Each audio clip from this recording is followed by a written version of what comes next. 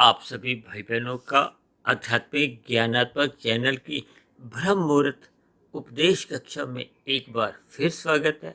आज की चर्चा का विषय है ब्रह्म ज्ञान। इनके नीचे हमने लिखा है अनुभवी यानी प्रत्यक्ष ज्ञान। उसके नीचे हमने देखी ऊंचाइयों की ओर तीर दिखाते हुए तीन शब्द और लिखे हैं। पहला शब्द है साधना, दूसरा शब्द है शोध और तीसरा शब्द है अनुमान।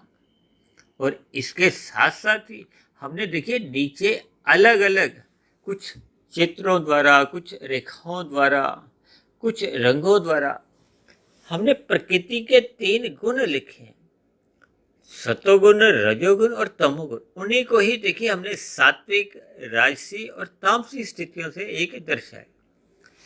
मुझे कुछ ऐसा ध्यान आ रहा है कि लगभग 3-3.5 वर्ष पहले हमने तीन प्रमाणों पे भी कुछ मिलती जुलती ही ऐसी चर्चा की थी। शब्द ज्ञान, अनुमान ज्ञान और प्रत्यक्ष ज्ञान। और इसकी कुछ और गहरे अर्थों में व्याख्या करने के लिए हमने इसी से मिलती जुलती एक और वीडियो तैयार की थी, जो एक शुद्ध ज्ञान के नाम से थी। ये भी हमने तकरीबन 8-10 महीने पहले या साल पहले बनाई थी। क्योंकि परमात्मा की प्रेरणा से या आप सभी जिज्ञासु भाई बहनों के जैसे जैसे कुछ प्रश्न आते हैं, उन प्रश्नों के उत्तर देते समय परमात्मा की प्रेरणा से कुछ नए नए विचार आते हैं, नए नए कुछ दृश्य मेरे मन के भीतर बनने लगते हैं। तो फिर मैं उसको एक नई वीडियो का एक नाम देकर कुछ और विस्तार से समझाने का एक प्रयास करता हूँ। तो जो पिछली वीडियो हमने बनाई थी तकरीबन 1 साल पहले, उसमें हमने कुछ रेखाओं द्वारा कुछ और विस्तार से उसमें समझाया था। उस वीडियो के बाद भी देखिए कई प्रकार के लोगों के प्रश्न आने पे कुछ मन के भीतर उत्तर देते समय फिर परमात्मा की प्रेरणा से कुछ नए विचार आए। क्योंकि देखिए हम प्रतिदिन भगवान, आत्मा, ये दो चेतन तत्वों पे ही बात करते हैं। यह प्रकृति के तीन गुण, तमोगुण, रजोगुण और सतोगुण, जिसको शास्त्रों में ही कहा गया कि तमोगुण से 10 गुना अच्छा रजोगुण है, रजोगुण से भी 10 गुना अच्छा सतोगुण है। और इसी सूत्र को आगे बढ़ाते हुए हमने सतोगुण से भी 10 गुना अच्छा विशुद्ध सतोगुण को एक सूत्र रूप में दिया।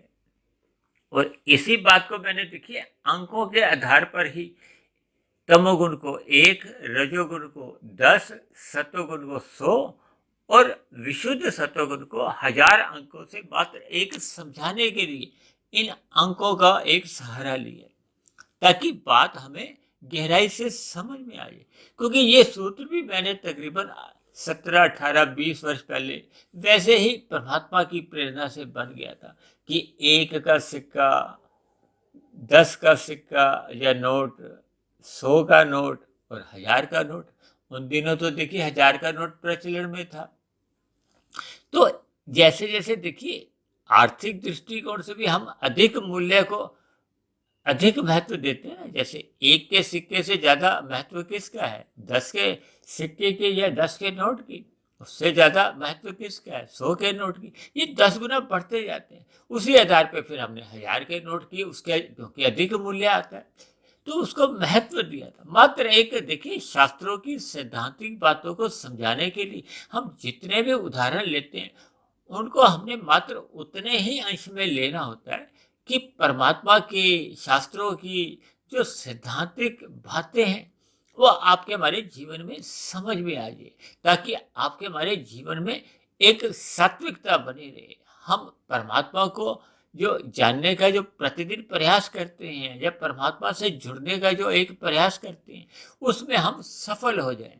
और इसी तरह हम अपनी चर्चाओं में देखिए ये जो तीन गुण है, तमोगुण, रजोगुण और सतोगुण, इन तीन गुणों के आधार पे ही हम तीन शरीरों की बात करते हैं। स्थूल शरीर, सूक्ष्म शरीर और कारण शरीर। अक्सर एक साधारण मनुष्य स्थूल शरीर के स्तर पर ही जीता है, क्योंकि वर्तमान समय तो देखिए कलयुग चल रहा है। कलयुग में मनुष्य अपने स्थूल शरीर को विषय भोगों में ही अधिक लिप्त बनाए हुए है, जिसके फलस्वरूप उसको अपनी आत्मा का ही बोध नहीं हो पाता, जिसको आत्मज्ञान कहते हैं कि आत्मा के दिव्य गुण क्या है। फिर उससे ऊंची स्थिति तो देखिए परमात्मा की है, क्योंकि परमात्मा और आत्मा में मूलभूत अंतर क्या है। देखिए, हम सभी आत्मा एक साधारण आत्मा है। हम सभी आत्माओं को देखिए सत्य चित्त कहा जाता है, जबकि परमात्मा को सच्चिदानंद कहा जाता है। आत्मा मात्र एक ज्ञान स्वरूप सत्ता है, नित्य सत्ता है।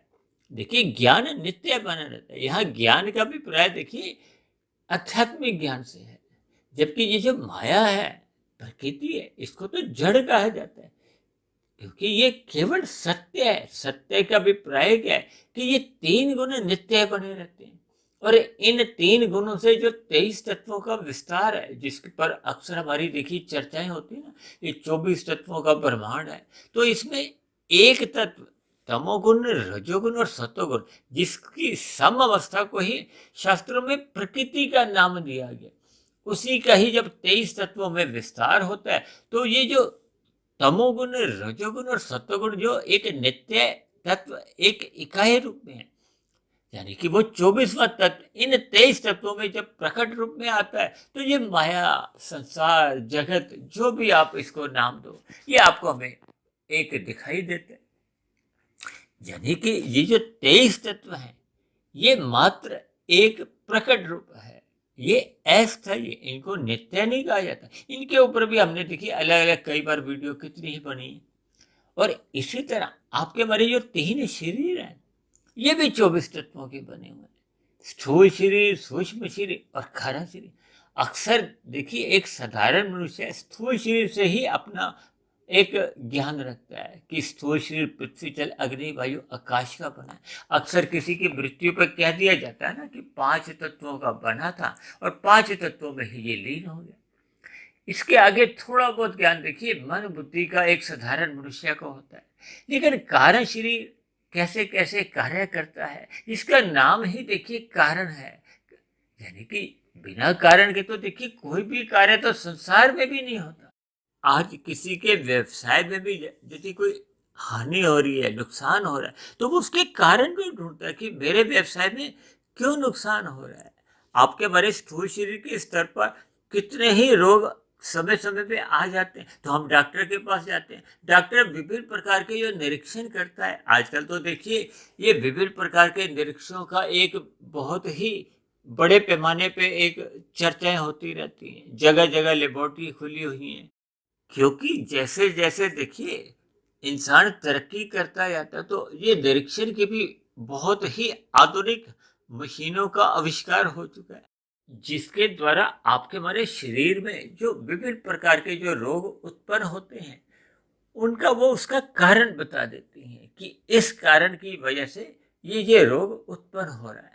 इसका अभिप्राय क्या है कि हमें कार्य और कारण का संबंध को हमें पहचानना होगा।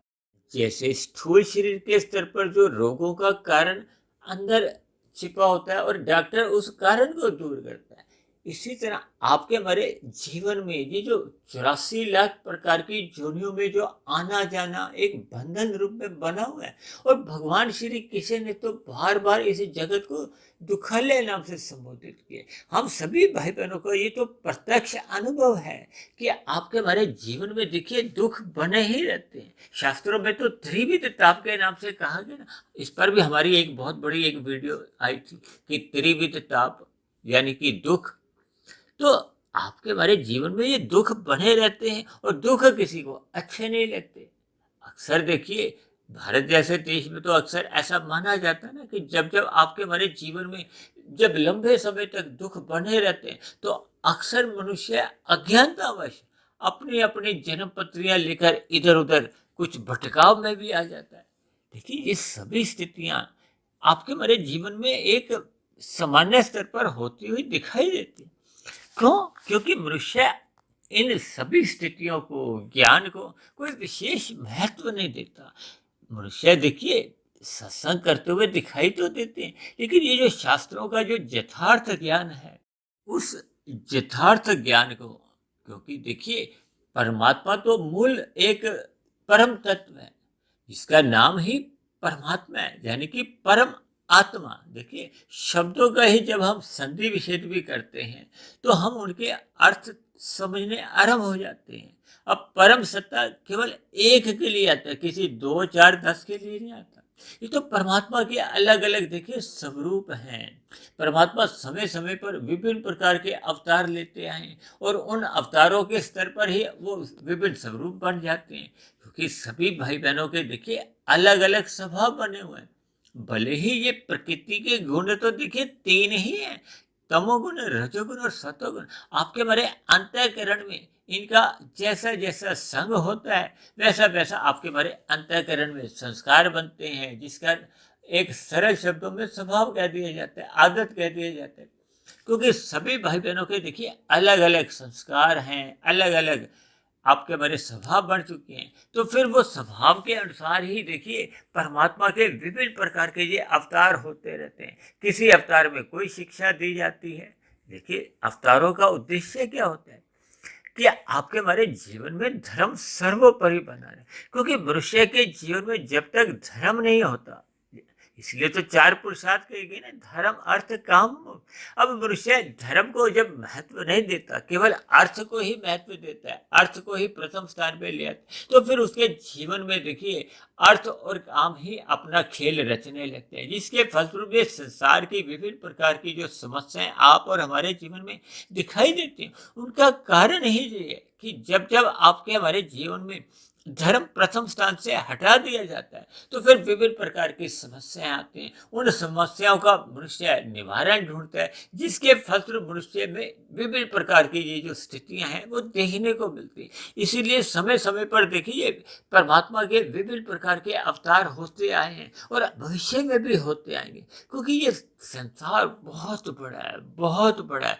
जिसको शब्दों में भी देखिए बयान नहीं कर सकते। हालांकि कहा जाता है ना कि तकरीबन इस संसार में देखिए 900 साढ़े 900 करोड़ मनुष्य हैं, लेकिन जीव कितने हैं?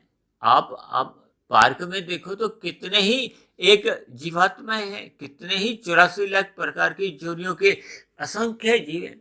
भले ही क्योंकि आत्मा का तो देखिए जन्म मरण होता नहीं, इसलिए इनकी संख्या कम अधिक तो हो नहीं सकती। ये तो सृष्टि के प्रभाव में जितने हैं उतने ही रहते। वो तो हम, क्योंकि मनुष्य जोनी कर्म जोनी है, साधना जोनी है। साधना जोनी का अभिप्राय है कि मनुष्य जी जो 84 लाख प्रकार की जोनियों में जन्म मरण के जो बंधन को समाप्त कर सकता है। समाप्त कैसे कर सकता है? जब वो ब्रह्म ज्ञान की प्राप्ति कर लेता है, स्थूल शरीर के रहते रहते अपने कारण शरीर को समाप्त कर देता है।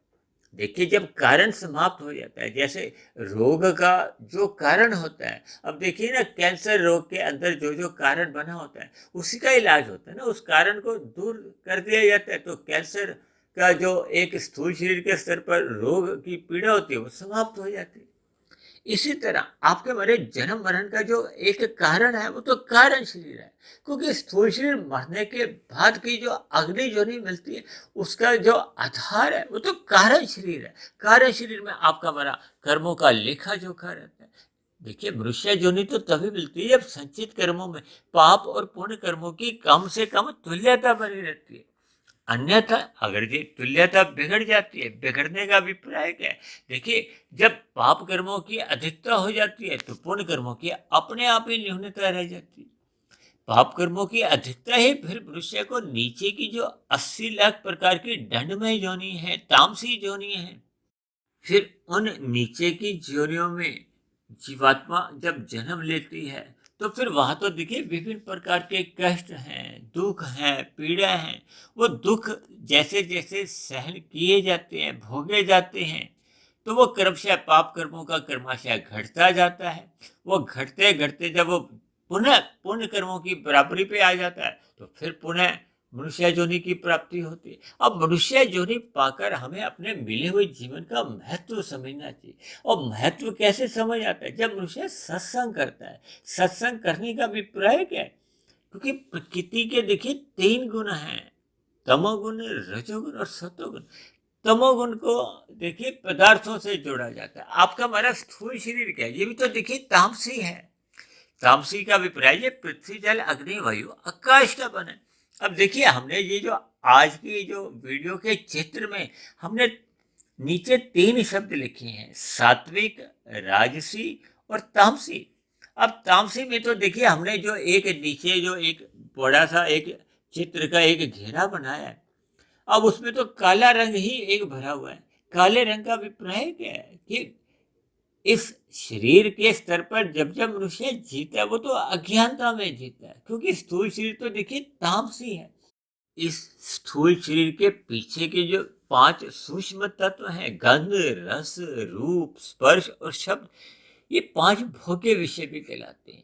इन्हीं के कारण ही तो आपके हमारे स्थूल शरीर का एक निर्माण माता के गर्भ में एक कोशिका से होता है। देखिए इन सभी साधारण बातों को तो हम सभी भाई बहन परिवार वाले हैं, गृहस्थी हैं, हम सभी इन बातों को भली भांति समझते हैं, लेकिन इन सभी बातों पर हम कोई विशेष ध्यान नहीं देते। हम इन बातों को एक यथार्थ ज्ञान समझते नहीं। देखिए जब हम भौतिक शिक्षा में पहली कक्षा में जाते हैं, अब तो पहली कक्षा से भी पहले देखिए आजकल प्ले स्कूल चल गए, ताकि बच्चे को और जल्दी कुछ एक ज्ञान हो। तो ये जैसे ज्ञान की कक्षा है ना, भौतिक कक्षा की पहली कक्षा, दूसरी कक्षा, तीसरी कक्षा, अब पहली से दूसरी कक्षा में तो कैसे जाया जाता है, जब वो पहली कक्षा पास कर लेता है। इसी तरह 5वीं से 6ठी कक्षा में कब जाता है, जब 5वीं कक्षा पास कर ली जाए। तो ये ज्ञान के देखिए जैसे भौतिक ज्ञान में स्तर होते हैं, इसी तरह ये आपके मरे भी देखिए ज्ञान के स्तर हैं। ये जो ब्रह्म ज्ञान है ये तो सबसे ऊंची अवस्था है, क्योंकि परमात्मा से ऊपर तो कोई सत्ता ही नहीं, क्योंकि परमात्मा तो एक सच्चिदानंद सत्ता है, आनंद स्वरूप सत्ता है, जबकि आत्मा मात्र एक ज्ञान स्वरूप सत्ता है। आत्मा जब ये जन्म मरण के बंधन से यानी कि मोक्ष की स्थिति को भी प्राप्त कर लेती है, भले ही परमात्मा जितना आनंद उस आत्मा को भी मोक्ष की स्थिति में मोक्ष काल में मिलता है, जो कि खरबों खरबों वर्षों का एक काल है। देखिए उस अवधि विशेष में भी आत्मा आनंद स्वरूप सत्ता नहीं बनती, लेकिन वो परमात्मा का आनंद का एक अनुभव करती है, लंबे समय तक वो आनंद में जीवन बिताती है। अब ब्रह्म ज्ञान को हमने इसलिए तो सबसे ऊपर रखा है। अब उसके नीचे के जो शब्दों पर आप विचार करो ना, ये अनुभवी और प्रत्यक्ष ज्ञान। अब उससे पहले तो देखिए साधना, शोध, अनुमान। जब मनुष्य उसके नीचे की जो क्लासों पे वो उत्तीर्ण नहीं होता, पास नहीं होता, देखिए अब साधना, शोध, अनुमान से नीचे क्या है, सात्विक शब्द लिखा हुआ है, यानी कि एक अलग हमने एक खाना तैयार किया है ना, जिसमें हमने सात्विक लिखा हुआ है। इस सात्विक का अभिप्राय क्या है कि जिस मनुष्य के जीवन में सात्विक दिनचर्या बनी रहती है, सत्वगुण की प्रधानता रहती है। अभी हमने बताया ना कि कारण शरीर में आपका हमारा जो एक कर्माशय बनता है, कर्माशय से संबंधित ही संस्कार बनते हैं। अब संस्कार तो वही बनेंगे ना कि ये जो प्रकृति के जो 3 गुण हैं, तमोगुण, रजोगुण और सत्वगुण, वो हमने बताया कि तमोगुण से 10 गुना अच्छा तो रजोगुण है, रजोगुण से भी 10 गुना अच्छा सत्वगुण है। इसको देखिए इस दृष्टिकोण से भी समझा जाता है कि जब हम रजोगुण में रह के कर्म करते हैं तो हम अन्य मनुष्यों को कोई पीड़ा नहीं देते, धर्मानुसार कर्म करते हैं, शास्त्रों में जैसा जैसा कहा गया है विहित कर्म करते हैं, तो मनुष्य रजोगुण में रहता है। यानी कि स्वयं के सुख के लिए या स्वयं के प्रकृति के जो 5 विषय भोगों को भोगने के लिए भी हम अन्य किसी जीव को कोई तंग नहीं करते, चाहे वो मनुष्य हो चाहे मनुष्य के अलावा के जो अन्य जीव हैं, क्योंकि इस भौतिक प्रकृति में तो देखिए 84 लाख प्रकार के जीव हैं। अब कितने जीवों का तो आपका हमारा एक व्यवहार काल में सामना पड़ता ही है ना। आपके हमारे घरों के आसपास देखिए सभी 84 लाख प्रकार की जोनियां तो दिखाई नहीं देती। अब इन नीचे की जोनियों में कितने ही जीव तो हम अपने जीवन में अनुभव करते ही हैं, देखते ही हैं प्रत्यक्ष रूप से। जब जब हम उन जीवों को पीड़ा नहीं देते, शास्त्रों के अनुसार विहित कर्म करते हैं, तो फिर आपके हमारी ये राजसी स्थिति बनी रहती, जो कि मैंने एक दूसरा खाना नीचे सात्विक के नीचे जो दिखाया। अब इसमें मैंने देखिए काला रंग का जो खाना है वो थोड़ा कम कर दिया है समझाने के लिए, और उसमें देखिए ऊपर नीचे की कुछ रेखाएं दिखाई हैं टेढ़ी मेढ़ी सी। इसका अभिप्राय क्या है कि राजसी मनुष्य जितने भी हैं, संसारी मनुष्य जो भले ही धर्मानुसार भी अपना जीवन चलाते हैं, लेकिन गृहस्थ में रहते हुए वो सभी प्रकार के उनके कार्यकलाप चलते रहते हैं, या दुनिया में रहते हुए, गृहस्थ में रहते हुए, संसार में रहते हुए उनकी क्रियाएं होती हैं। ये राजसी मनुष्य की पहचान है, यानी कि उसके जीवन में अज्ञानता तो अभी बहुत अधिक बनी हुई है, क्योंकि हमने राजसी खाने में देखिए बहुत बड़ा एक जगह काले रंग से दर्शाई है, और मात्र थोड़े से स्थान को देखिए हमने सफेद रंग से दर्शाया। उस सफेद रंग में भी देखिए हमने ऊंची नीची कुछ रेखाएं टेढ़ी मेढ़ी सी दिखाई है। इसका अभिप्राय क्या है कि ये जो संसारी मनुष्य है, राजसी मनुष्य है, इसके जीवन में देखिए भ्रम की स्थितियां बनी होती हैं, कोई ज्ञान होता नहीं है। ज्ञान होने का अभिप्राय देखिए, अब तामसी की जो एक स्थिति नीचे के खाने में, वहां तो देखिए पूर्ण रूप से ही अंधकार है, काला खाना। वो तो देखिए हमने तामसी शब्द को एक दर्शाना था, अन्यथा देखिए अब तामसी शब्द को कहाँ लिखते, इसलिए तो देखिए हमने थोड़ा सा प्रकाश दिखा दिया। इसका अभिप्राय क्या है कि तामसी लोगों के जीवन में 1% के आसपास ही ज्ञान होता है, और राजसी मनुष्यों का ज्ञान कहा जाता है उससे 10 गुना अधिक होता है। उसका अभिप्राय क्या है कि उनके जीवन में 10% का ज्ञान होता है। अब जब तक मनुष्य देखिए सात्विक स्थिति में आता नहीं है, ये जो हमने कहा है ना सात्विक स्थिति, देखिए तमोगुण 1 है, रजोगुण 10 है, तो उसकी तुलना में सतोगुण 100 है। ऐसा नहीं कि सतोगुण में रह के ही आपको हमें पूर्ण ज्ञान हो जाता है, लेकिन सात्विक स्थिति में आपकी हमारी एक पात्रता बनने लगती है। वो पात्रता बनने पे देखिए, जैसे कहते हैं ना आईएएस की परीक्षा पास करने के लिए उससे पहले की एक परीक्षा होती है प्रिलिमिनरी टेस्ट, यानी कि आईएएस की जो मुख्य परीक्षा का पेपर देने से पहले यदि मनुष्य नीचे की जो एक प्रिलिमिनरी टेस्ट को यदि पास नहीं कर पाता, तो फिर उसके जीवन में तो ऊपर की स्थितियां आईएएस की फिर बैठने की अनुमति नहीं होती।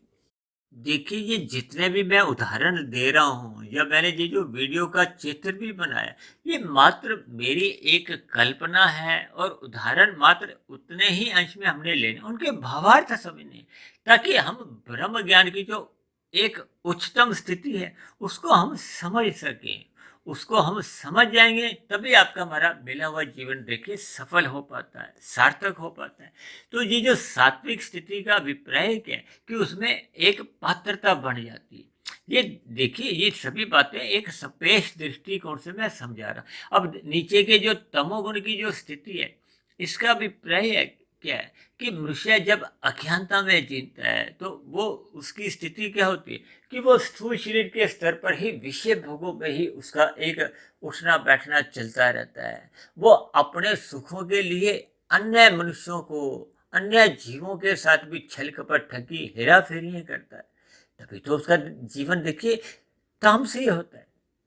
तामसी का अभिप्राय क्या है कि जब मनुष्य अपने सुख के लिए अन्य मनुष्यों के साथ छल कपट ठगी हेरा फेरी यानी कि निषेध कर्म करता है, जिसका शास्त्रों में ही मना किया है, इसी को तो पाप कर्म कहते हैं। अब मनुष्य जो नहीं देखिए एक कर्म जो नहीं है, जब जब मनुष्य अपने सुख के लिए शास्त्र विरुद्ध निषेध कर्म कर जाता है, जैसे हम यातायात में अपना एक वाहन चलाते हैं, जब जब हम देखिए निषेध एक कार्य कर जाते हैं तो आपके हमारे चालान कटते हैं, यानी कि हमें सजा मिलती है। कुछ सजाएं देखिए हल्की फुल्की होती हैं जिसमें कुछ धनराशि देकर काम चल जाता है। अब कुछ सजाएं तो ऐसी होती हैं कि पुलिस द्वारा एक पकड़कर उस पर फिर एक पूरे आरोप तय होते हैं, तो फिर हमें जेल भी जाना पड़ता है। ये सभी स्थितियां देखिए ये बड़े दुखों की हैं। जब जब बड़े पाप हो जाते हैं तो उनके बड़े बड़े दुख हमें भोगने पड़ते हैं। ये नीचे की जो 80 लाख प्रकार की जोनियां, ये क्रमशः जैसे जैसे आप नीचे जाओगे उनके जीवन में अधिक दुख हैं। अब मनुष्य से नीचे की जोनी तो देखिए पशु की जोनी है। अब पशु ही 30 लाख तरह की है, उसमें भी कितनी प्रकार की देखिए विभिन्नता है। पशुओं से नीचे पक्षी हैं, पक्षियों से नीचे देखिए कीड़े मकोड़े हैं, कीट पतंगे हैं, फिर उससे नीचे देखिए पेड़ पौधों का नंबर आता है। ये सभी स्थितियां हमें देखिए ज्ञान पूर्वक समझना चाहिए कि कैसे कैसे मनुष्य अपने मिले हुए जीवन में जब पाप कर्मों का कर्माशय बढ़ाता जाता है केवल अल्पकालिक सुखों के लिए, ये पांच भोग्य विषयों की प्राप्ति के लिए, क्योंकि उसके जीवन में अज्ञानता है। अज्ञानता का विपर्यास देखिए, पाप कर्म करने वाले मनुष्य को ये बोध ही नहीं रहता कि इन किए गए अल्पकालिक सुखों को भोगने के लिए इन किए गए पापों का मुझे कितना ही भयानक दुख भोगने होंगे, लाखों जोनियों में, करोड़ों जोनियों में। क्योंकि ऐसा कोई स्थिति नहीं होती कि 84 लाख प्रकार की जोनियों में ही जाना पड़ता। वो तो देखिए मनुष्य जोनी पाने की एक पात्रता है। जब तक वो पात्रता नहीं बनेगी, भले ही नीचे की जोनियों में लाखों, करोड़ों, अरबों, खरबों, जितने मर्जी जोनियों तक नीचे रहना पड़ेगा। वो तो जैसे जैसे पाप कर्मों का कर्माशय घटेगा, घट घट के जब पुण्य कर्मों के बराबर आएगा, तभी मनुष्य जोनि की प्राप्ति होगी। अब मनुष्य जोनि पाकर क्यों कहा जाता है कि मनुष्य को सत्संग करना चाहिए, सत्संग करना चाहिए। इसका अभिप्राय क्या है? ये जो हमने नीचे जो 3 खाने बना रखे हैं, पहले में सबसे नीचे में क्या है, हमने तामसी लिखा हुआ है। अब उसमें तो पूरा ही अंधकार है। अंधकार का अभिप्राय देखिए, जब तामसी जोनियां नीचे की हैं, यदि मनुष्य भी अपना मिले हुए जीवन में पशु वृत्तियों में ही लिप्त रहता है। पशु वृत्तियां क्या है? देखिए 4 पशु वृत्तियां शास्त्रों में कही गई: आहार, मैथुन, निंद्रा और भय। आहार तो हम देखिए, हम सभी भी भाई बहन भोजन करते हैं। अब सुबह का नाश्ता लेते हैं, दोपहर का भोजन, शाम की चाय, रात का खाना, यानी दिन भर हम कुछ ना कुछ खाते पीते रहते हैं। और इसी तरह जो अगली स्थिति क्या है, वो मैथुन की है। देखिए पशुओं के जीवन में भी बना रहता है, भले ही मनुष्य के जीवन में ये मैथुन की स्थिति अनियमित सी विशेष रूप से देखिए कलयुग में देखी जाती है। और इसी तरह देखिए पशुओं में तीसरी स्थिति क्या है, निंद्रा। पशु भी देखिए दिन में भी सो जाते हैं, रात में भी सो जाते हैं, कब जाग जाते हैं, मतलब नींद तो सभी को ही आती, हम भी सोते हैं। और चौथी स्थिति क्या है, भय। अब भय की स्थिति देखिए पशुओं में भी है। भले ही देखिए तो कोई छोटा पशु बड़े पशु से डरता है, पक्षी पशुओं से डरते हैं, तो ये तो अलग अलग स्थिति है, सब अपने आप में भयभीत रहते हैं। आज कलयुग में देखिए अमीर से अमीर मनुष्य भी देखिए भयभीत रहता है, उसको किसी अन्य बड़े मनुष्यों से डर लगता है। आजकल तो देखिए मंत्री भी अपने साथ सुरक्षा लेकर चलते हैं। अब प्रधानमंत्री है, चाहे मंत्री है, चाहे कोई उद्योगपति है, कोई खेल जगत का कोई खिलाड़ी भी है, उभरता हुआ फिल्मी जगत का सुपरस्टार, सबको कहीं ना कहीं किसी ना किसी स्तर पर देखिए हमें भय की स्थिति बनी रहती है। ये भय की स्थिति पशुओं में भी है और हम में भी है। तो यहाँ तक तो देखिए, अगर आपके हमारे जीवन में ये सभी स्थितियां बनी हुई हैं, ये स्थितियां का अभिप्राय है कि जब तक मनुष्य सत्संग नहीं करता, तब तक वो उसके अंदर पशु वृत्तियां ही बनी रहती है, उसका जीवन तामसी ही बना रहता है, क्योंकि नीचे की जो नहीं है तो तामसी कहेगी। अब मनुष्य के जीवन में भी यही स्थितियां अगर बनी हुई हैं, सत्संग का एक न्यूनता है या है ही नहीं। देखिए तामसी मनुष्य तो सत्संग करता ही नहीं है, वो तो सत्संग को बहुत ही हल्के में लेते हैं। और कहीं कहीं तो ऐसी स्थितियां भी समाज में देखी जाती है कि कुछ तामसी मनुष्य सत्संग को मजाक में भी ले लेते हैं, निंदा भी कर देते हैं, क्योंकि वो अज्ञानता में जी रहे हैं। तभी तो हमने देखिए ये नीचे के खाने में पूरा काला रंग भरती है।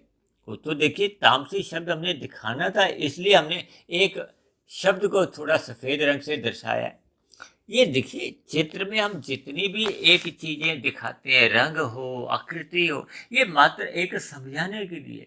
और अक्सर देखिए मेरी कोशिश बनी रहती है कि मैं वीडियो के चित्र द्वारा, वीडियो के नाम द्वारा और विभिन्न प्रकार के ये रंगों द्वारा देखिए हम जो रंगीन रंग दिखाते हैं, जैसे आज हमने राजसी रंग जो दिखाया, ये राजसी रंग का एक संसार के आकर्षणों से है, रंगीनियां हैं 5 भोग विषयों की।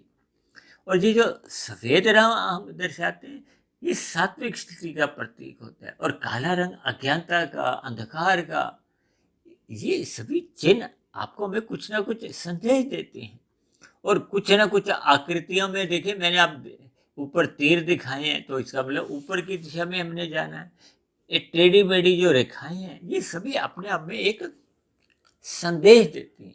तभी तो मैं अक्सर कह देता हूँ ना कि जब जब आप कोई विशेष प्रकार की वीडियो जब आप सुनते हो जिसमें कुछ इसी तरह के कुछ डिजाइन द्वारा मैंने समझाया होता है, तब ऐसी स्थिति में देखिए वीडियो को सुनते समय आपको अपनी नज़र सदा ही वीडियो के चित्र पे भी बनाए रखनी होगी, क्योंकि जैसे जैसे हम अपने चित्र के ऊपर निगाह बनाए रखते हैं तो फिर हमें ज्ञान की कड़ियाँ या मेरे कहिए जितने भी उदाहरण होते हैं या जो जो बातें मैं समझा रहा होता हूँ वो फिर जल्दी समझ में आ जाती हैं। यदि हम चित्र से ध्यान अपना हटा देते हैं, अक्सर मैं तो देखिए आप सभी भाई बहनों को यहाँ तक भी विनती करता हूँ, क्योंकि देखिए मैं तो जितनी भी वीडियो बनाता हूँ परमात्मा की प्रेरणा से, जो आज तक 1100 से भी अब लगभग ऊपर हो चुकी हैं, ये सभी की सभी वीडियो परमात्मा की प्रेरणा से केवल और केवल ब्रह्म मुहूर्त के समय में ही बनती,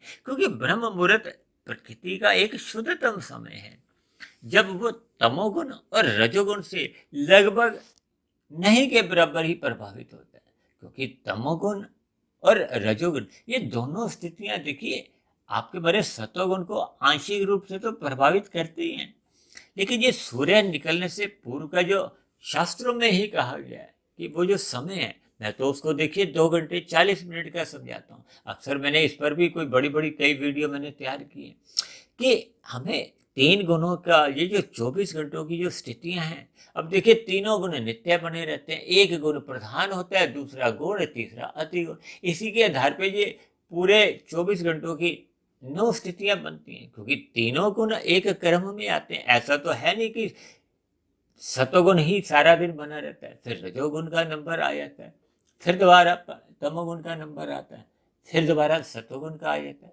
लेकिन आपके हमारे अंतःकरण में हम देखिए हमने ये ब्रह्म ज्ञान की ये स्थिति को उत्पन्न करना है। बाहरी गुणों को हम बदल नहीं सकते। देखिए जो साधक हैं, जो जो मायातीत की स्थिति में भी पहुंच जाते हैं, तो वो प्रकृति के गुणों को रोक नहीं देते कि हमेशा ही सत्वगुण बना रहेगा।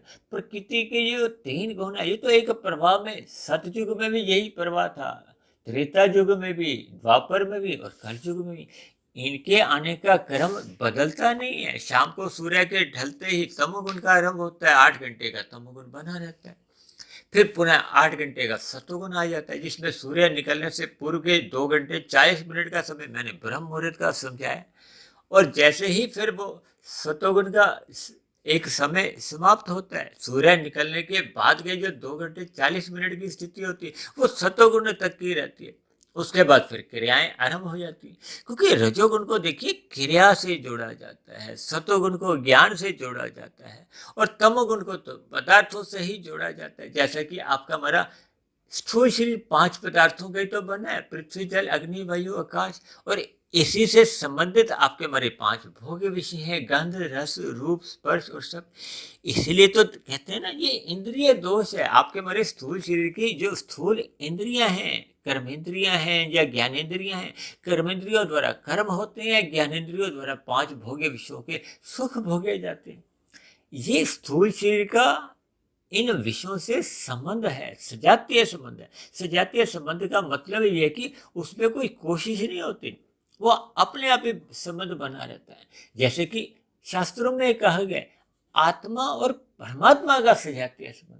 अब आत्मा का तो देखिए इन प्रकृति के पदार्थों से, भोग विषयों से कोई संबंध लेना देना है ही नहीं, क्योंकि आत्मा तो देखिए चेतन तत्व है और परमात्मा परम चेतन तत्व है। तो हमें परमात्मा के सम्मुख एक बनाना नहीं है, केवल अपने आत्मा के ऊपर ये जो जड़ पदार्थों का आवरण आ गया है कि तमोगुण को आवरण को मल कहते हैं, रजोगुणी आवरण को हम विक्षेप के नाम से शास्त्रों में कहा गया, और सतोगुण को मात्र एक आवरण ही कहा जाता है, क्योंकि सतोगुण की तो स्थिति एक प्रकृति की एक शुद्धतम मानी जाती है ना। इन सभी बातों का देखिए एक ही लक्ष्य आपको भी बनाना होगा, यानी जीवन में परमात्मा को पाने के लिए या ब्रह्म ज्ञान को एक समझने के लिए ये जो जैसे जैसे मैंने चित्र की एक स्थितियां दिखाई है ना, जैसे पहली कक्षा, दूसरी कक्षा, तीसरी कक्षा, चौथी, पांचवी, ऐसे ये भी देखिए ज्ञान के एक स्तर हैं। ऐसा नहीं है कि ये सभी स्थितियां देखिए 5, 10, 15 मिनट में हो जाती हैं। एक एक स्थिति में पहुंचने के लिए पूरा का पूरा जन्म भी छोटा पड़ जाता है, क्योंकि संस्कारों की स्थितियां देखिए कारण शरीर की हैं। कारण शरीर बहुत ही सूक्ष्म स्थिति होती है। अक्सर मनुष्य देखिए स्थूल शरीर के स्तर पर ही अपने मिले हुए जीवन में, पूरे जीवन में अपनी बुरी आदतों को ही बदल नहीं पाता। यानी कि जब तक हम अपने स्थूल शरीर पर ही नियंत्रण नहीं कर पाते, तो फिर ये जो आगे की जो स्थितियां हैं, मन बुद्धि की, सूक्ष्म शरीर की, फिर कारण शरीर की, तो देखिए संस्कारों के स्तर पर स्थिति है, जिसको अक्सर देखिए मैं बार बार कहता हूँ कि संस्कारों का परिवर्तन करते करते तो आपका हमारा जन्म भी छोटा पड़ जाता है।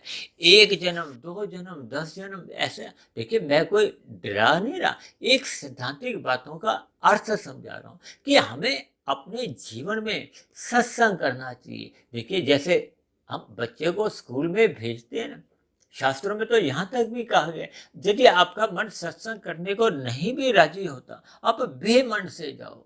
देखिए बेमन से किया गया सत्संग भी कुछ ना कुछ अपनी स्थिति को मजबूती बनाता है। आपका कुछ समय के लिए, कहते हैं ना, आप घाटे की जगह आपको यदि लाभ नहीं भी हो रहा, तो कम से कम आप शून्य की स्थिति पे तो आ जाते हो ना। जैसे हम संसार में अपने व्यवसाय में जब तक देखिए पहले घाटा नहीं बंद करते, एक घाटा क्या है, देखिए तमोगुण की स्थितियां तो घाटे की ही हैं, और रजोगुण की स्थिति देखिए एक शून्य की स्थिति आप समझ सकती हो। ना घाटा है, ना हानि है, ना लाभ है, एक शून्य की स्थिति है। यानी कि आपका हमारा मिला हुआ जीवन, यदि हम पाप कर्म भी नहीं करते, परमात्मा का ज्ञान लेने की कोई जिज्ञासा भी नहीं है, बस जीवन में अपने जीवन को एक धर्मानुसार ही व्यवस्थित करते हैं, तो फिर आपका हमारा जीवन एक सामान्य गति से बस बीतता जाता है। बीतने का अभिप्राय है कि आपको हमें जो एक जीवन का एक अवसर मिला था, उस अवसर का हमने कोई लाभ नहीं उठाया।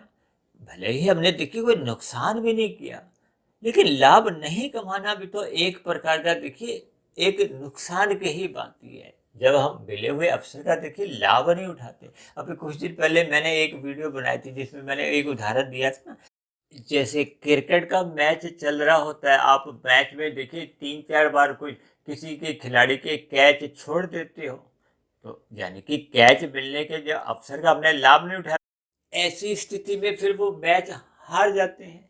जैसे हम फुटबॉल का मैच खेल रहे हो, जब जब हमें अवसर मिलता है गोल दागने का, हम नहीं दाग पाते तो हम मैच हार जाते हैं। इसी तरह हॉकी के मैच में देखिए ये सभी स्थितियाँ, ये इन स्थितियों के हमें उदाहरण से हमें अपने मिले हुए जीवन को एक जोड़ना है कि हम अपने मिले हुए जीवन में सत्संग करने के अवसर को यूं ही ना बीतने दें। ब्रह्म मुहूर्त में उठने का जो आपको हमें लाभ उठाना चाहिए, हम सोए नहीं रहे, हमें उठ जाना चाहिए। ब्रह्म मुहूर्त में जितने भी लाभ हैं, उन लाभों को हमें ग्रहण करना होगा, अपनी स्थिति को मजबूत करना होगा। अपने दिन में जो राशि स्थितियां होती हैं, यदि हम दिन भर भागदौड़ करते रहते हैं धन कमाने के लिए, अब भले ही चाहे हम धर्मानुसार भी धन कमा रहे हैं, लेकिन वो भागदौड़ करते करते आपका हमारा जीवन बीतता जाता है। तब ऐसी स्थिति में यदि मनुष्य उस धन कमाने में अनैतिकगत कार्य कर जाता है, पाप कर्म कर जाता है, तो वो तो और भी देखिए एक नादानी है, क्योंकि किए गए कर्मों का आपका हमारा कर्माशय बनता है।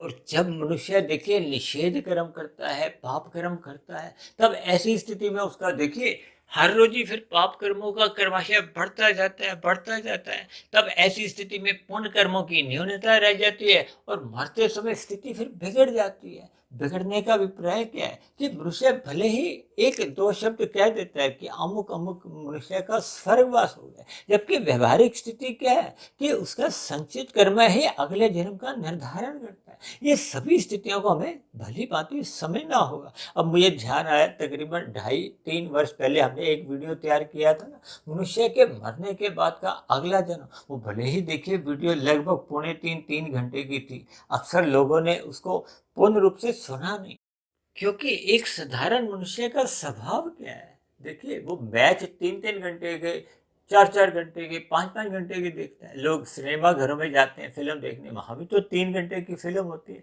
1 घंटा जाने का, 1 घंटा आने का भी लगाते हैं। फिर भी मनुष्य देखिए मिले हुए जीवन में सत्संग नहीं करता, ज्ञान में स्थिति में अपने आप को लाता नहीं है। ये जो खेल तमाशे, ये जितने भी खेल तमाशे हैं, मनोरंजन की स्थिति हैं, ये मात्र एक राजसी मानी जाती हैं। और रजोगुण मात्र एक समय की बर्बादी के अलावा और विशेष नहीं है। देखिए रजोगुण रखना एक आवश्यक है, आपके हमारे स्थूल शरीर की आवश्यकता है। उन आवश्यकताओं की पूर्ति के लिए रजोगुण हमें मर्यादा में रखना होता है।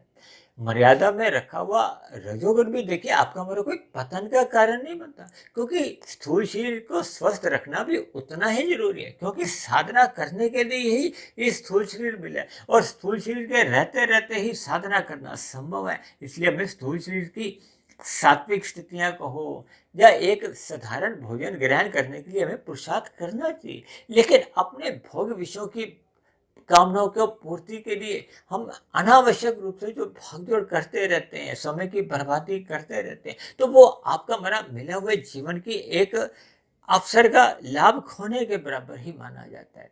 इसलिए ये जो मैंने आज ब्रह्म ज्ञान से संबंधित ये जितने भी देखिए ये क्रमबद्ध तरीके से बातें बताई हैं, इनको हमें अपने जीवन में क्रमबद्ध तरीके से अपनी स्थिति को एक आकलन करना है कि हम स्वयं किस स्थिति में। अब एक मनुष्य देखिए स्थूल शरीर के स्तर पर ही जीवन जीता है, स्थूल शरीर के स्तर पर ही दिन भर पाप कर्म भी करता है। ये जो आज ब्यूटी पार्लर बने हुए हैं, इतने माल बने हुए हैं, ये सब के सब देखिए स्थूल शरीर के स्तर की स्थितियां हैं। हम स्थूल शरीर को जितना भी सुंदर बना लें, इसका कोई विशेष महत्व नहीं है, क्योंकि मनुष्य जोनि देखिए हमें अपना अंतःकरण शुद्ध करने के लिए मिला है। कारण शरीर को जितना अंश में हम सुधार लेते हैं, उतना ही आपका हमारा मरने के बाद की स्थितियों में सुधार होने लगता है। मिले हुए जीवन में हम जितनी आध्यात्मिक उन्नति कर लेते हैं, वो तो देखिए सुरक्षित बनी रहती है। जैसे बैंक में एफडी होती है, वो आपको ही मिलती है। इसी तरह आध्यात्मिक उन्नति का अभिप्राय क्या है कि हमारे कारण शरीर में जो जो अज्ञानता के बुरे संस्कार, जो हम भोग के संस्कार, उनको हम समाप्त कर लेते हैं। फिर वो उतने अंश में ज्ञान के संस्कार आ जाते हैं। देखिए आत्मा तो ज्ञानवान है। ये हम बुरे संस्कार कहो या जैसे सूर्य के आगे जब काले बादल आ जाते हैं, तभी फिर सूर्य का प्रकाश एक ऐसे रूप से कमजोर पड़ जाता है, धुंधली स्थिति होती है। इसी तरह आपके हमारी आत्मा के ऊपर ये जो राजसी स्थितियां, संसारी विषय भोगों की जब एक रजोगुण के स्तर पर भी होती हैं, तो भी आपका हमारा ज्ञान धुंधला हो जाता है। क्योंकि मैंने देखिए तमोगुण की स्थिति में तो देखिए पूर्ण रूप से ही अज्ञानता दिखाई है। अब रजोगुण में देखिए थोड़ी थोड़ी रेखाएं ऊपर नीचे हैं, इसका अभिप्राय देखिए धुंधले ज्ञान से ही होता है। जैसे सूर्य के प्रकाश के आगे जब काले बादल आ जाते हैं, तो उसका ज्ञान, उसका प्रकाश रुक जाता है। ठीक इसी तरह हमें रजोगुण से ऊपर उठना है, यानी कि पहली क्लास से फिर दूसरी, दूसरी से फिर हमें तीसरी कक्षा में जाना चाहिए। हमें सत्संग करना चाहिए, क्योंकि मनुष्य जोनि सत्संग करने के लिए ही मिली है। हालांकि शास्त्रों में तो कहा गया है कि मनुष्य स्वभाव से ही राजसी है। राजसी का अभिप्राय कि आपके हमारे स्थूल शरीर का एक इंद्रिय दोष है कि हम एक विषय भोगों की ओर आकर्षित होते हैं, लेकिन इस आकर्षण को हमें एक मर्यादा में रखना होगा। मर्यादा में रखने का अभिप्राय क्या है कि अपने स्थूल शरीर को सत्वगुण के लगाम से, ये जितने भी कर्म कांड क्यों बने हुए हैं, ये इसलिए तो बने कि आपका हमारा स्थूल शरीर ये राशि विषय भोगों में गहरे तल पर उतर नहीं जाए, आवारागर्दी करने पे निकल नहीं जाए। अन्यथा आवारागर्दी होने पे गहरे तल पर जब जब मनुष्य विषय भोगों में उतर जाता है, तो फिर मनुष्य कब तमोगुण में गिर जाता है, मनुष्य को इसका बोध भी नहीं रहता। इसीलिए तो भगवान श्री कृष्ण ने भी गीता में अर्जुन के जो 5 घोड़ों की जो एक लगाम है, देखिए 5 घोड़े के, आपके हमारे 5 भोग विषय को हो या आपके हमारी 5 कर्मेंद्रियां को हो, ज्ञानेंद्रियां को हो, स्थूल शरीर के 5 तत्व को हो, किसी भी तरीके से आप 5 घोड़े समझ सकते हो। अब लगाम क्या है? वो मन है। और मन लगाम किसके अंदर? भगवान ने स्वयं अपने हाथों में रखी। इसका अभिप्राय क्या है कि हमें अपने जीवन की भागदौड़ शास्त्रों के अनुसार चलानी होगी, गुरु की आज्ञा अनुसार अपना जीवन व्यतीत करना चाहिए। भगवान जैसा जैसा हमें उपदेश देते हैं, हमें वैसा वैसा अपना जीवन बनाना चाहिए। यानी सर्वप्रथम तो मनुष्य को देखिए तमोगुण का रास्ता छोड़ना होगा, पाप कर्मों से बचना होगा, और फिर रजोगुण मात्र मर्यादा में ही रखना है। मात्र मर्यादा में रखने का अभिप्राय क्या है कि अब हमने अगली कक्षा में जाना है, सात्विक स्थिति अपनी बनानी है। तभी तो देखिए मैं अक्सर अपनी वीडियो के अंत में क्या कहता हूँ कि आपकी सात्विक दिनचर्या बनी रहे, इसके लिए मेरी शुभकामनाएं। इसका अभिप्राय क्या है कि आपके हमारे जीवन में भी सात्विक स्थितियां मजबूत हों। सात्विक स्थितियां मजबूत में देखिए ना, हमने जो राजसी के बाद जो तीसरा जो एक खाना दिखाया है, उसमें अब हमारी देखिए ऊपर की जो रेखाएं हैं जो वो एकदम सीधी हो गई हैं। सीधी का अभिप्राय क्या है कि जब जब मनुष्य सतोगुण में रहता है, श्रद्धापूर्वक सत्संग करता है, तो उसके भ्रम की स्थितियां दूर होने लगती हैं। ये टेढ़ी मेढ़ी जो रेखाएं अब वो सीधी हो गई हैं। जो पहले उसके अंधविश्वास थे, अज्ञानता थी, वो क्रमशः समाप्त होती जा रही है। हालांकि देखिए ये पूर्ण रूप से तो सात्विक स्थिति में हमने सफेद रंग नहीं दर्शाया, लेकिन सात्विक स्थिति भी अपने आप में बहुत अच्छी मानी जाती है, क्योंकि अब हमारी भ्रम की स्थितियां समाप्त होने आरंभ हो गई हैं। ये जो बीच में काली रेखाएं हैं, लेकिन ये एक सीधे रूप में है, यानी कि हम एक सही दिशा की ओर आगे बढ़ते जा रहे हैं। आपका हमारा जीवन एक सही दिशा ले चुका है। इसका अभिप्राय क्या है कि हम ब्रह्म मुहूर्त में उठने का हमने अपना स्वभाव बना लिए, रात को जल्दी सोने की हमने अपनी आदत बना ली है। जब जब हम देखिए रात को जल्दी सो जाते हैं, तो हम जो तमोगुण के दूषित प्रभाव से भी अपने आप को बचा लेते हैं, और ब्रह्म मुहूर्त में उठने के लिए अपने आप को तैयार कर लेते हैं। जब हम ब्रह्म मुहूर्त में निरंतर उठते रहते हैं, तो फिर आपकी हमारी फिर ये साधना आरंभ होती है। अब देखिए ना, सात्विक स्थिति के बाद मैंने जो 3 शब्द लिखे हैं, साधना, शोध, अनुमान, ये ऊपर की दिशा की ओर ले जा रही है, ऊंचाइयों की ओर आपके हमारा जीवन जा रहा है। यानी कि जब जब आपके हमारे जीवन में ब्रह्म मुहूर्त में उठने का एक संस्कार बन जाता है, स्वभाव बन जाता है, तो फिर आपके हमारे जीवन में साधना आरंभ होती है। साधना आरंभ होना ही आपके हमारे जीवन की एक सफलता है। देखिए साधना का अभिप्राय साधना से भी लेते हैं, हम शोध से भी लेते हैं। हम जो प्रतिदिन जो वीडियो तैयार करते हैं, हम परमात्मा के कार्यों में देखिए शोध करते हैं। जैसे जैसे आपका हमारा शोध एक गहरे तल पे होता जाता है, जैसे देखिए भौतिक स्तर पर वैज्ञानिक लोग क्या करते हैं, शोध करते रहते हैं। शोध करने से ही हम ऊपर की जो नीचे की जो बहुत गहराइयाँ हैं वो हम समझने लगते हैं। अब कभी कभी आप देखोगे ना, एक साधारण एमबीबीएस डॉक्टर है, एक डॉक्टर है आंखों का, कहते हैं ना ईएनटी स्पेशलिस्ट है, कोई आंख आंख का ही है, कोई हृदय का एक विशेषज्ञ है, हार्ट स्पेशलिस्ट जिसको कहते हैं। तो ऐसे कितने ही, अब तो कितने ही अलग अलग क्षेत्र बन गए, तो उनका एक विशेष ज्ञान होता है। यानी कि जब जब हम परमात्मा के मार्ग पर चलते हैं, ब्रह्म मुहूर्त में उठते हैं, साधना करते रहते हैं, परमात्मा का ध्यान लगाते हैं, और किए गए सत्संग पर बार बार गहरे तल पर चिंतन करते रहते हैं। ये चिंतन कहो, शोध कहो, ये सब एक ही बातें हैं। जैसे जैसे आपका मेरा शोध गहरे तल पे होता है, जैसे आविष्कार होते हैं, ये जो आज आपके हमारे हाथ में जो मोबाइल है, लैपटॉप है, ये भी तो किसी ना किसी वैज्ञानिक द्वारा इनका आविष्कार हुआ। उन्होंने भी देखिए ब्रह्म मुहूर्त में उठने का अपना समय इस पे लगाया। देखिए ब्रह्म मुहूर्त केवल आध्यात्मिक दृष्टिकोण से नहीं अच्छा माना है। ये जितने भी आविष्कारक हुए हैं, ये सभी मनुष्य देखिए अपनी नींद को थोड़ी सीमा में रखते हैं। उन्होंने भौतिक आविष्कार करने के लिए भी, जितने भी आज हमारे आपके पास सुख सुविधा के साधन हैं, इनको भी किसी न किसी देखिए एक स्तर पर आविष्कार किया गया, तभी तो आज हम उनका सुख ले रहे हैं। इसका अभिप्राय क्या है, देखिए चाहे हमने आध्यात्मिक उन्नति करनी हो, चाहे हमने भौतिक उन्नति करनी हो, दोनों ही स्थितियों में ये सुबह का जो ब्रह्म मुहूर्त का समय होता है, ये बहुत ही एक शुद्धतम माना जाता है। अब जैसे जैसे आप साधना करते हैं, शोध कार्यों में लग जाते हैं, मनन करते रहते हैं, देखिए हम शास्त्रों को जब हम बहुत गहरे तल पे पढ़ते रहते हैं, उस पर चिंतन करते हैं, तो फिर शास्त्रों के जो सूक्ष्म ज्ञान की कड़ियाँ हैं वो हमें समझ में आने लगती हैं।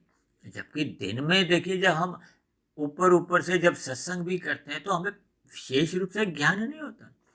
जब हम गहरे तल पर निरंतर शोध करते रहते हैं तो फिर परमात्मा का हमें अनुमान ज्ञान की प्राप्ति होती है, यानी कि आपके हमारे भ्रम लगभग पूर्ण रूप से ही समाप्त हो जाते हैं।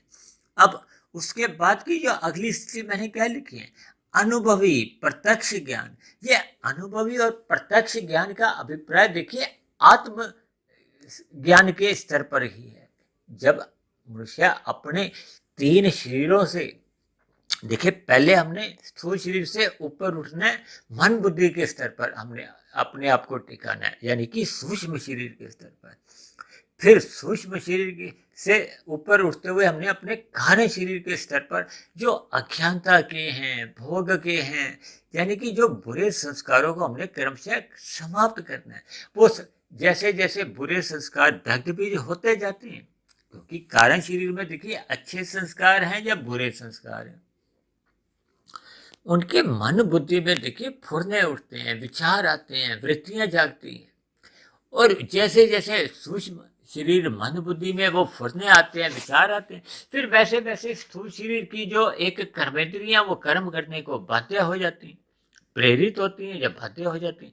कभी कभी देखिए मनुष्य जो घोर पाप कर्म जो करता है वो उसके कारण शरीर में बुरे संस्कार बने होते हैं, वो मन बुद्धि में इतने तूफानी वेग लाते हैं कि मनुष्य कुछ ही सेकंड्स में या मिनट में वो पाप कर्म घिनौने से घिनौने कर जाता है। ये जो बलात्कार जैसी स्थितियां समाज में जो आपको कहीं कहीं देखने को मिलती हैं, ये बने हुए बुरे संस्कारों के परिणाम स्वरूप ही ऐसी घटनाएं घटती हैं। इसलिए मनुष्य को अपने मिले हुए जीवन में साधना करते हुए, शोध करते हुए अपने कारण शरीर में बुरे संस्कारों को समाप्त करना होता है। जैसे जैसे वो आत्मा के ऊपर से ये तीन शरीरों के बंधन हट जाते हैं, आवरण हट जाते हैं, तो आत्मा तो देखिए पहले से ही ज्ञान स्वरूप है। आत्मा का कोई नया ज्ञान नहीं आता, केवल आपके हमारी अज्ञानता समाप्त होती है। अब सूर्य का प्रकाश तो अभी हमने उदाहरण दिया था ना काले बादल का, अब सूर्य का प्रकाश थोड़ी ना ढक जाता है, वो तो काले बादल आए थे अस्थायी रूप से ढक जाते। लेकिन आपके हमारे जीवन में ये जो अस्थायी रूप से जो अज्ञानता है जो आ चुकी है, वो किसके कारण है? विषय भोगों का अमर्यादित भोगने के कारण। यानी कारण शरीर में जो बुरे संस्कार हैं, अज्ञानता के संस्कार, वो अपने आप तो समाप्त नहीं होते। इसके लिए मनुष्य को देखिए सत्संग करना होता है।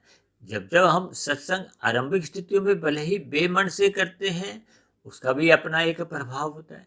बस बेमन से किए गए सत्संग का एक ही हानि होती है कि मनुष्य उस पर चिंतन नहीं कर सकता, क्योंकि मन के अंदर तो वो संस्कार अभी पहुंचे ही नहीं थे। अब कारण शरीर की तो स्थिति और भी दूर की है, जब मन के स्तर पर ही वो विचार नहीं होते, क्योंकि मन में तो वही स्थितियां आती हैं ना कि जो हमने श्रद्धा पूर्वक दी होती है। जब बेमन से लिया होता है तो फिर मन के अंदर ही वो सत्संग के एक संस्कार नहीं आते, तो उस पर चिंतन ही नहीं हो पाता।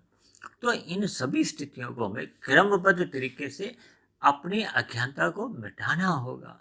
जैसे जैसे कारण शरीर में अज्ञानता के संस्कार समाप्त हो जाते हैं, ढग भी हो जाते हैं, आत्मा अपने मूल स्वरूप में लौट आती है। देखिए सूर्य के प्रकाश के आगे जो काले बादल आते भी अपने आप हैं और चले भी जाते हैं, लेकिन आपके हमारे कारण शरीर में जो अज्ञानता के संस्कार, वो आपके हमारे अमर्यादित विषय भोगों के कारण हमारे द्वारा बने थे। जब जब हम स्थूल शरीर के स्तर पर हमने पाप कर्म किए थे तो हमारे बुरे संस्कार बने थे। जब जब हमने राजसी विषय भोगों में रुचि ली थी तो भोग के संस्कार बने थे। इसी तरह अब हमने सात्विक स्थिति अपनी मजबूत करते हुए, सत्संग श्रद्धा पूर्वक करते हुए, फिर उस पर साधना शोध करते हुए हम उस अनुमान की स्थिति में पहुंच जाते हैं, जब आपके बड़े बुरे संस्कार क्रमशः समाप्त होते जाते हैं। जितने जितने अनुपात में बुरे संस्कार समाप्त हो जाते हैं, उतने उतने स्तर पर फिर आत्मा का जो प्रकाश है, ज्ञान है, वो स्वयं ही प्रकट हो जाता है। हम जो कहते हैं ना सत्संग करो, सत्संग करो, ये सत्संग करने से हमें कोई नया ज्ञान नहीं मिलता। ज्ञान तो पहले ही सभी आत्माओं के पास है, चाहे कोई कीड़े मकोड़े की आत्मा है, चाहे पेड़ पौधे की, चाहे पक्षी की, चाहे पशु। ये तो अज्ञानता का अलग अलग जो उस पर आवरण है वो अलग अलग अनुपात है। अब किसी का मन अधिक जाग गया है तो उसका मतलब क्या है कि उसके कारण शरीर शुद्ध हो चुका है।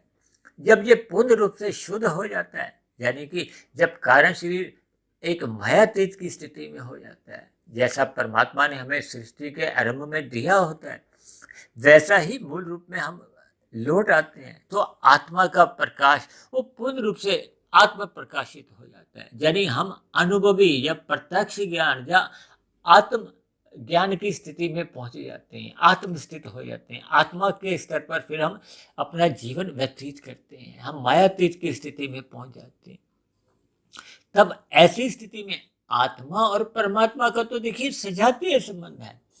तो फिर परमात्मा की कृपाएं कहो, ब्रह्म ज्ञान कहो, चाहे किसी भी शब्द से आप परिभाषित करो, फिर परमात्मा की तो देखिए कृपा की बारिश सब पर ही हो रही है। वो तो आपकी हमारी पात्रता होती है। आत्मा कितने कितने अंश में देखिए आवृत हो चुकी है। अब किसी की आत्मा का प्रकाश देखिए 99% ढका हुआ है, तो अब उस पर कृपा कितनी होगी? परमात्मा की तो देखिए कृपा पूरी हो रही है, वो 1% ही तो रुकेगी ना। अब किसी का आवरण अब 90% अभी बना हुआ है तो उस पर परमात्मा की 10% कृपाएं होती हैं। अब जिसने अपना अंतःकरण 60% शुद्ध कर दी है, तब परमात्मा की उस पर जो कृपा होगी वो 60% की होगी। और जब मनुष्य अपना पूर्ण रूप से जो एक मल रूपी आवरण है, राशि विक्षेप है, ये सब स्थितियां जब पूर्ण रूप से वो दग्ध बीज कर देता है, मायातीत की स्थिति में हो जाता है, तो फिर आत्मा के ऊपर अब कोई बंधन ही नहीं है। माया का कोई उस पर कोई किसी भी प्रकार के आवरण ही नहीं है। ये माया के 3 गुण को माया को हो, इसमें देखिए तमोगुण के आवरण को मल रूपी आवरण कहा जाता है, राशि को विक्षेप कहा जाता है। विक्षेप का मतलब ये होता है कि चंचलता, क्योंकि जब विषय भोगों में आपका मन भागता रहता है, वो चंचल होता है। भले ही हम धर्मानुसार कर्म करते हैं, तो ये विक्षेप की स्थिति होती है। जब मनुष्य सतोगुण में स्थित होता है तभी तो कहा जाता है ना, सतोगुण एक शुद्धतम स्थिति होती है।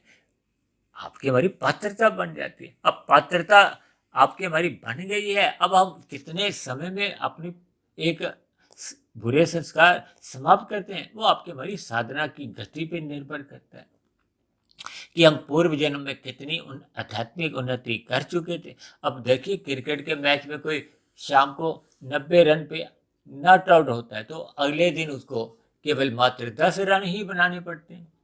इसी तरह जो मनुष्य नॉट आउट 70 पे था, उसको अगले दिन अभी 30 रन बनाएगा तभी वो शतक उसका माना जाता है। ऐसे ही आपके हमारी देखिए एक कारण शरीर की स्थिति है। जितनी हम आध्यात्मिक उन्नति कर लेते हैं, फिर पुनः हमें अगली फिर मनुष्य जोनि मिलती है। उस मनुष्य जोनि में फिर वैसे ही की गई साधना के अनुसार हमें संस्कारी माता पिता मिलते हैं, वैसे वैसे गुरुजनों का हमें एक संग मिलता है, तो फिर हम आगे की आध्यात्मिक यात्रा और बढ़ाते जाते हैं। जब ये आध्यात्मिक यात्रा पूर्ण रूप से 100% हो जाती है, तो फिर परमात्मा का एक ब्रह्म ज्ञान हमें मिल जाता है, परमात्मा की पूर्ण कृपा मिल जाती है। तब ऐसी स्थिति में आपका हमारा कारण शरीर समाप्त हो जाता है। चाहे मायातीत की स्थिति को कारण शरीर के समाप्त होते ही आपका हमारा सूक्ष्म शरीर समाप्त हो जाता है, और स्थूल शरीर तो बिना प्रयत्न के देखिए सबके ही समाप्त होते हैं। चाहे कोई पापी है, चाहे पुण्य है, चाहे कोई तामसी है, चाहे राशि है, कोई भी स्थिति में हो, सभी के ही स्थूल शरीर की मृत्यु एक समय विशेष के बाद आ जाती है। इसी तरह फिर साधक की भी जब वो स्थूल शरीर का प्रारब्ध समाप्त हो जाता है, मृत्यु आ जाती है, अब फिर पुनः कोई नए शरीर का तो कोई कारण रहा ही नहीं, क्योंकि कारण ही समाप्त हो गया। अब कारण शरीर भी समाप्त हो गया, सूक्ष्म शरीर पहले ही समाप्त हो गया था। अब स्थूल शरीर के मरने पे फिर आत्मा परमात्मा के एक आनंदमय स्थिति को प्राप्त होती है, आध्यात्मिक शरीर की प्राप्ति होती है। आनंदमय जीवन का अभिप्राय क्या है? वो मोक्ष की स्थिति को किन्हीं भी शब्दों से आप समझ सकते हो, ब्रह्म ज्ञान की स्थिति को, यानी कि फिर आत्मा एक लंबे काल के लिए, वो मोक्ष काल की अवधि देखिए बहुत ही लंबी है, जिसको शब्दों में कहने का भी कोई अभिप्राय नहीं, बहुत ही लंबी है। तो वो स्थिति विशेष को हम सभी भाई बहन भी प्राप्त कर सकते हैं। वो प्राप्ति का जो एक पात्रता है केवल मनुष्य योनि में होती है। इसलिए हम सभी भाई बहनों को उस लक्ष्य की प्राप्ति के लिए, ब्रह्म ज्ञान की प्राप्ति के लिए हमें मिले हुए जीवन में प्रयत्नशील होना होगा, सात्विक स्थिति अपनी बनानी होगी, परमात्मा का ध्यान लगाना होगा। यानी कि ये जो वीडियो के चित्र में हमने जैसी जैसी स्थितियां एक ग्राफ रूप में, डिजाइन रूप में दर्शाई हैं, उन स्थितियों में जो जो मनुष्य जिस जिस स्थिति में है, उसको उस स्थिति से आगे की अपनी आध्यात्मिक यात्रा करनी होगी। तो ऐसी सभी आध्यात्मिक यात्रा में हम सभी भाई बहनों को पूर्ण रूप से सफलता मिले, यानी कि हम सभी भाई बहन उस ब्रह्म ज्ञान की प्राप्ति कर अपने मिले हुए जीवन को सार्थक बनाए। ऐसी सभी शुभ स्थितियां हम सभी भाई बहनों के जीवन में भी बने। इन्हीं शुभ कामनाओं के साथ आज की चर्चा विशेष को अब हम यही विश्राम देते हैं।